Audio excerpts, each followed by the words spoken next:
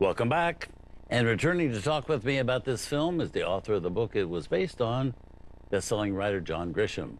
Great to have you here, John. Congratulations on this film. Well, thank you. Thank you. Yes, indeed.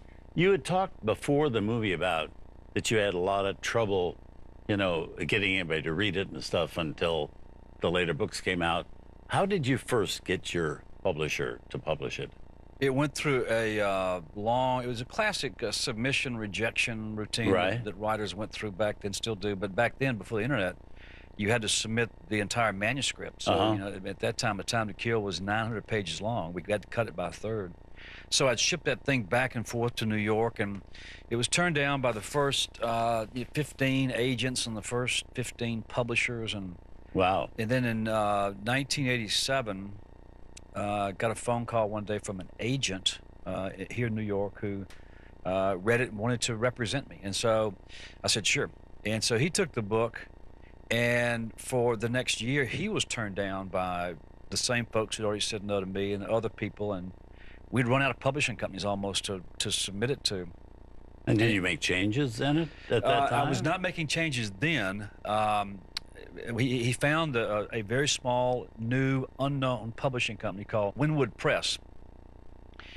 And the editor there is a guy named Bill Thompson, who had been at Doubleday, who also discovered Stephen King's first novel. Bill Thompson was a veteran, had been around for a long time.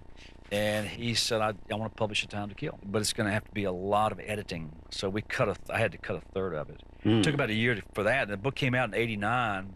And again, they printed 5,000 hardback copies, and we couldn't give them away.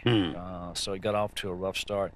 And it was so disheartening because I'd worked on it for 3 years, and I told myself, okay, I'm going to write one more book. And if that doesn't work, I'm tired of this hobby. You know, I'm going to do something else. And the second book was The Firm, and changed everything. Had you submitted a lot of books before that didn't get published? First one. Really? A Time to Kill is the first thing I ever wrote. I was inspired by what I saw in a courtroom one time in a very emotional case, and I thought, you know, if I changed this fact and that fact and added this mystery to it, it could be a real compelling courtroom drama. And I became obsessed with it, with this notion of this small town case as seen through the eyes of a young attorney. That's what I was at the time. It's very autobiographical. Yeah, good story. Good story. Yeah, congratulations. Good movie. So, moving on, we're not finished yet here. John and I are going to be back to bring you another film from a Southern writer. This one, a romantic drama starring Barbara Streisand and Nick Nolte, from a story by Pat Conroy of South Carolina.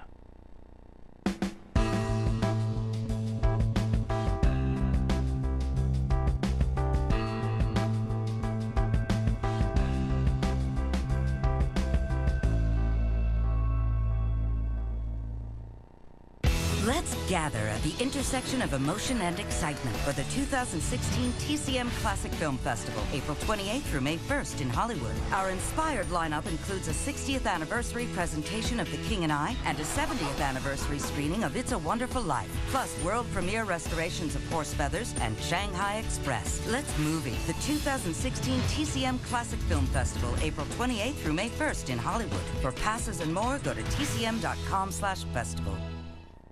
Gregory Peck.